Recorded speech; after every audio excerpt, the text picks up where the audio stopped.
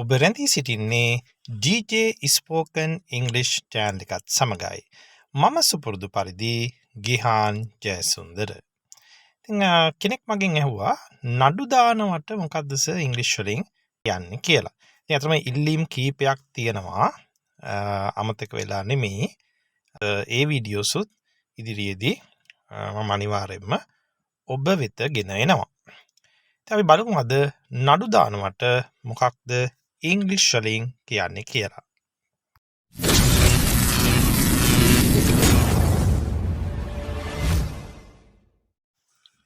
හරි. නඩු පවරනවට ක්‍රියාපදය sue. S-U-E. දැන් බලන්න ඔබ කලින් ඒ ක්‍රියාපදේ දැනගෙන සිටියද කියලා. S-U-E sue. නඩු පවරනවා නැත්නම් නඩු දානවා. සාමාන්‍යයෙන් අපි කියන්නේ නඩු දානවා කියලා.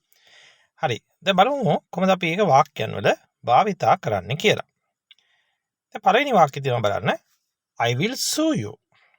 I will sue you. මම ඔබට නඩු දානවා. මම ඔයාලට නඩු දානවා හරිද? මම ඔයාලට නඩු දානවා කියලා අපි කියන්නේ මොකක් හරි අසාධාරණ දෙයක් දැක්කම අපි කියනවා මම ඔයාලට නඩු දානවා. right? අපි උසාවියෙන් බලාගමු. එහෙම කියනවා නේද? I will sue you.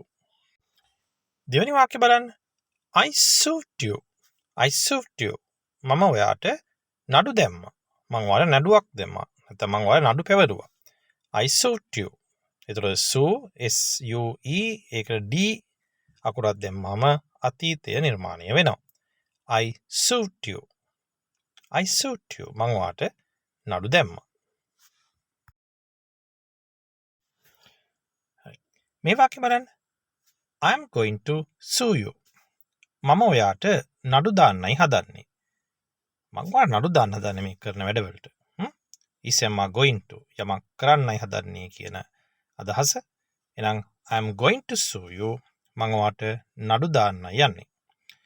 ඒ වගේම මේකේ නැතාර්ථය ගන්න පුළුවන් I am not going to sue you. දෙමි ඔයා නඩු දාන්නද හදන්නේ මට? No. I'm not going to sue you. මම ඔයාට නඩු දාන්න යන්නේ නෑ. මම යන්නේ නෑ ඔයාට නඩු දාන්න. අපි මේ කතා කරලා විස්තර කරමු. right? එහෙනම් I'm not going to sue you. I have sued you. එතකොට sue කියන එකේ අතීත අවස්ථාව sued ඒ කියන්නේ D අකුර යොදනවා. ඒකේ past participle අවස්ථාවත් D අකුර යොදලායි ගන්නෙ. sued. අතීත ඒ වචනෙමයි past participle අවස්ථාවටත් එන්නේ. I have sued you. මම ඔයාට නඩු දාලා තියෙන්නේ. මම ඔයාට නඩු දාලා තියෙන්නේ. දන්නවද? I have sued you. මේ මට ඔව් ඔයාට තමයි. ඒ වගේම එතන අපි යූස් කරන present perfect කාල වර්ගය. I have sued you. මම ඔයාට නඩු දාලායි තියෙන්නේ. ඔව් ඒ වගේම we have sued them. We have sued them. අපි ඒගොල්ලන්ට නඩු දාලායි තියෙන්නේ. We have sued them. අපි ඒගොල්ලන්ට නඩු දාලා තියෙන්නේ. අපි ඒගොල්ලන්ට නඩු දාලා තියෙන්නේ. ඔව්. මේ ඔයා මට නඩු දැම්මද? Did you sue me? මේ ඔයා මට නඩු දැම්මද? Did you sue me? ඒ වගේම අපිට කියන්න පුළුවන් please don't sue me. Okay? කරුණාකරලා මට නඩු දාන්න එපා. Please don't sue me. කරුණාකරලා මට නඩු දාන්න එපා. right? හැමෝම හොඳින් ඉන්න ඕන හැමෝටම බෙදෙන්න ඕන කියලා හිතන්නේ නැහැනේ සමහර අය නේද?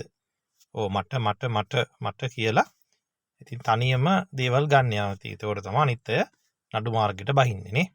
ඉතින් මම අද ඔයගොල්ලන්ට කියලා දුන්නේ මේ නඩු පවරනවා. එහෙම නැත්නම් නඩු දානවට මොකද්ද ඉංග්‍රීසි වලින් කියන්නේ කියලා. ඉතින් ඔබ මේ භාවිතයත් ඔබේ කතන හැකියාවට එකතු කරගන්න. අපි තවත් වීඩියෝ එකකින් හම්බ වෙමු. ඔබට සුබ දවසක්.